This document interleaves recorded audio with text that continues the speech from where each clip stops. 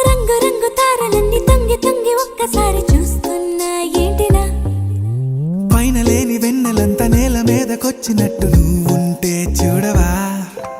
మంచువాన నన్ను ముంచనంట వాన విల్లు మీద ఇల్లు కట్టినెవ్వరంట ఈ లోకమంతా నిన్ను చూసినంట ఏ దిష్టి నిన్ను తాకకుండా ఇంటిలోనే దాచుకుంటా రంగు